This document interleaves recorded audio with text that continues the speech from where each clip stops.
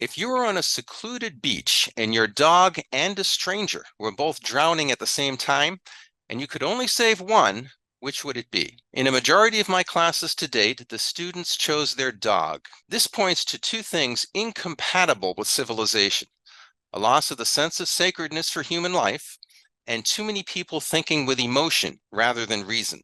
That seems a bit contradictory, Captain.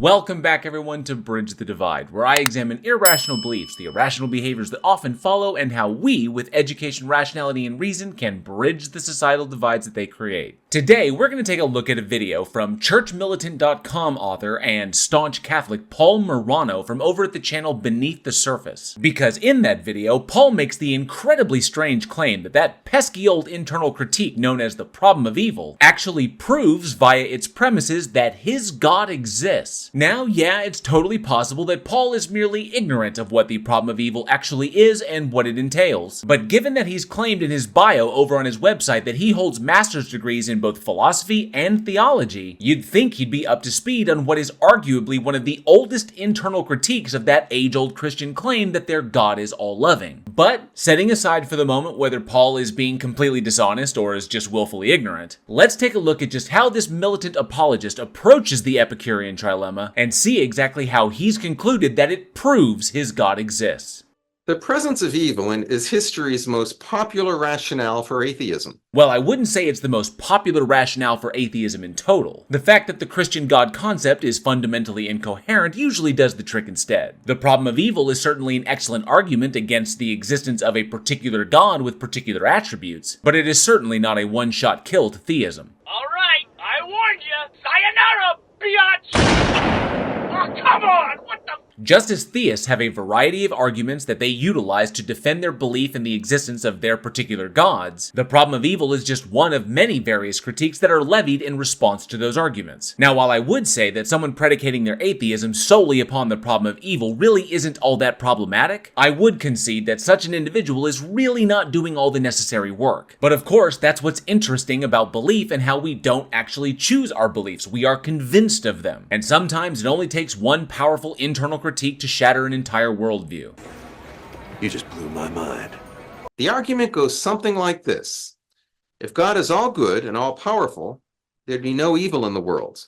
But evil exists, therefore God does not. While that's a very truncated version of the problem of evil, that is pretty much what's being expressed. An agent that creates things and is definitionally omnipotent and omnibenevolent logically renders the existence of evil or the circumstances that lead to evil outcomes as completely unnecessary. It is logically possible for such an agent to create a world in which evil is impossible, so the very existence of evil or the circumstances that lead to evil outcomes pose a logical contradiction with the definitional attributes of this God. And the only logical way out of this conundrum for you, Paul, is 1. The God as you're defining it does not exist and some other God with a different attribute set exists, or 2. No God exists. But keep in mind, Paul, that the problem of evil itself does not conclude that a God does not exist, just that a God with the particular combination of attributes that you are giving it does not exist. That you as a Christian have been indoctrinated to believe that only one particular God with one particular set of attributes can logically exist is your problem to reconcile, not the atheist. There's much to say about this argument's flaws relating to the free will of creatures. Well, that's because the variable you're calling free will makes it harder for the Christian worldview to reconcile this issue. If free will exists like you think it does, that means that every single action, good or evil, comes down to a choice being made between two options, which itself implies that any action, whether good or evil or leading to a good or evil outcome, is merely a matter of probability. Now, what determines that probabilistic outcome is the personal interpretation of a near infinite range of internal and external experiences and conditions that result in a particular choice being made at any given time. Logically, this means that in all worlds that can possibly exist, there does exist a world in where every agent always chooses good forever. And if such a world is logically possible, then by definition, your God can in fact create that world because that action would comport with the omnipotent attribute. And I don't think it takes being a theist to see that that is not the world in which we live, because the circumstances that lead to evil outcomes, the evil itself, and all of its entailments in one form or another are pretty much agreed upon across the board to exist. Thus, if a God were to exist and it were to have created us, it cannot logically possess the attribute of all good or all loving or omnibenevolence, as the combination of attributes that are usually given to it render the very existence of evil, or even just the conditions that allow for an evil action to actually be an option, as something that exists solely because this particular entity wants it to exist. Unfortunately for theists, Christians in particular, appealing to free will is not the get-out-of-jail-free card for their God that they think it is. But there's something more fundamental here that's hidden and ignored. This argument, meant to prove atheism, ironically proves God. All right, let's do this one last time.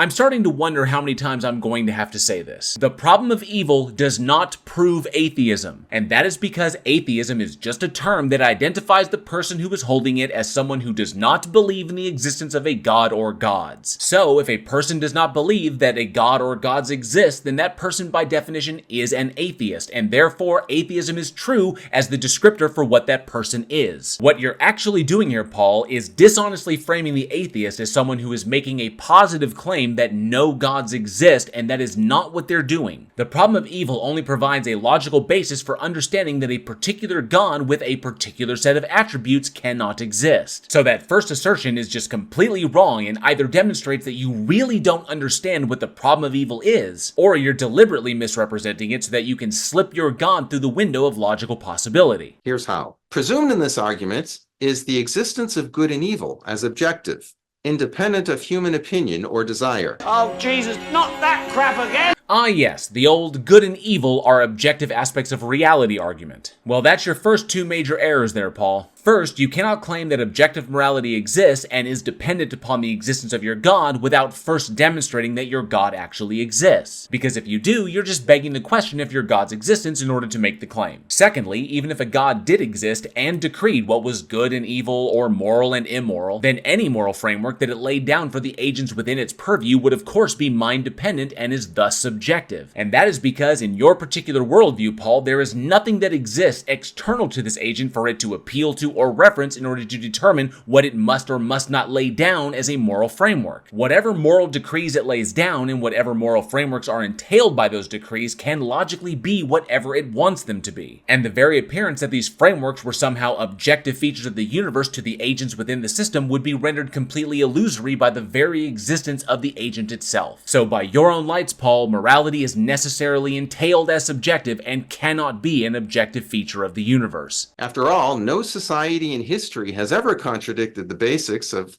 and gone so far as to consider murder and theft good and generosity and self-discipline evil. Why must you turn my office into a house of lies? And that's where you're wrong. While the vast majority of human societies throughout time have agreed to some extent that such actions are immoral, it only takes a cursory look through history to see that these concepts typically only applied to members within the society and did not apply universally. Throughout recorded human history, regardless of the society we're talking about, we can see that the wanton murder, grape, enslavement, and displacement of individuals existing outside of those societies was absolutely acceptable, as doing so often further guaranteed the survival capability of the society committing the atrocities, regardless of how they justified those actions. Even providing resources, aid, or comforts to those strangers living outside of that society could be seen as a betrayal of that society. It's only now, in the modern age, a time in which communication has reached a global apex, and the resources necessary for bare minimum day-to-day survival are readily accessible, that these moral concepts are now generally agreed upon around the world and are enforced by our global community. But just because humans as a social species generally agree upon the evidence that shows us that cooperative action yields better results for everyone over selfish actions, does not mean that our inferred moral frameworks are somehow objective of the universe. It just means they have a positive utility in regards to our species' chances for survival. One might also point out that life is good and everything contributing to its well-being is good. Which would also be a completely subjective take and is completely irrelevant to the subject at hand. Keep in mind, Paul, you cannot argue against the problem of evil as an internal critique from the human category because it itself is addressing the God category. All that matters is what is logically possible and what is logically unnecessary in the face of that possibility.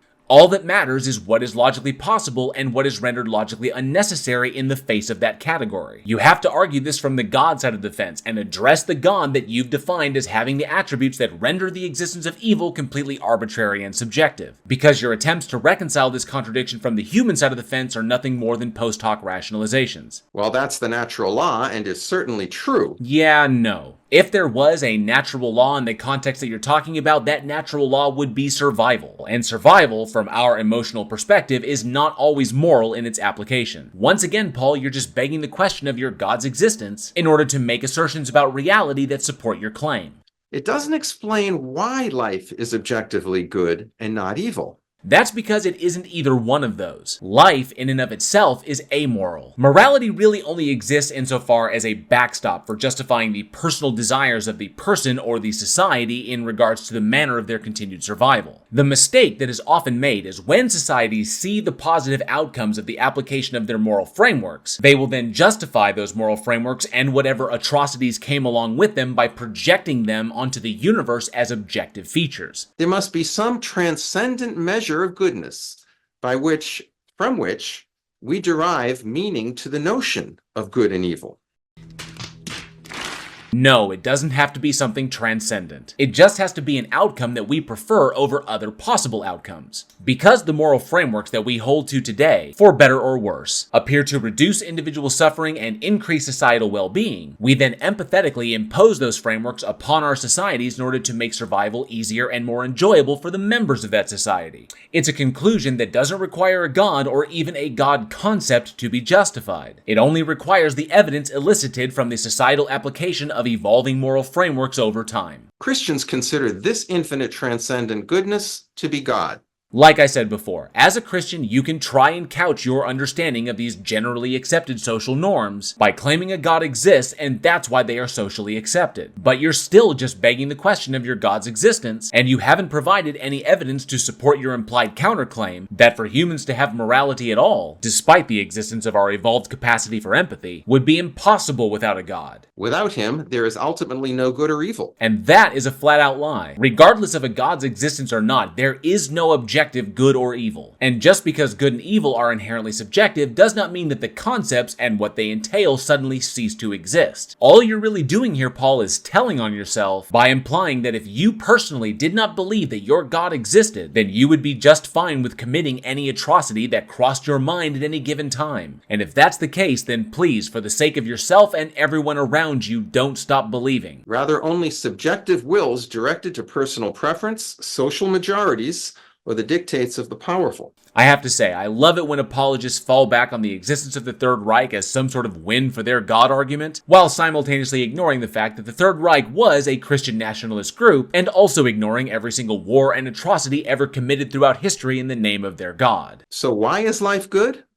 Because God is goodness, and God gives life. Yeah, that's again more subjective claims that beg the question of your God's existence. And seeing as how you've completely gone off the topic of this video, which was supposed to be how the problem of evil proves your God exists by way of its premises, would you like to actually present that argument now, Paul? Or are you just going to continue to obfuscate through this entire thing by adding more logical fallacies to your pile? Therefore, ironically, by using the terms good and evil to argue for atheism, once again, it is not an argument for atheism, it's an internal critique of a particular God with particular attributes. I honestly don't know why so many Christian apologists have such a hard time with this over 2,000-year-old concept, and Christianity certainly does not corner the market on what humans collectively think is good and evil. Just ask any of Christianity's millions of victims for confirmation.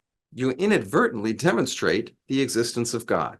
And that's just a complete non sequitur. Once again, another apologist attempts to attack what they either refuse to or simply do not fully understand by utilizing logical fallacies they don't fully understand to construct an apologetic argument they don't fully understand. A word of advice, Paul. And believe me, it feels super weird having to explain this to someone with your purported educational background. But if in the future you're going to try and attack the internal critiques of your position, try and represent your opponent with at least a modicum of intellectual honesty. Because the way you've done it here in your video, through either your willful ignorance or blatant dishonesty, only serves to further the social divides between theists and atheists. For your fellow theists, you've inadvertently set them up for failure because you've given them inappropriate tools to use in trying to defend their position. And for other, shall we say, less accommodating atheists, you've simply demonstrated yourself to be another ignorant grifter. In order to bridge this divide, we must be willing to not only understand the other side, but also represent them accurately so that we can both come to some common ground. Otherwise, you're just doing yourself and your congregation a great disservice by setting them up for failure should they choose to interact with people who do not accept what they believe. It's this particular issue that has become something of a systemic problem in our society today, Paul. But the good news is that it can in fact end with you, but only if you want it to.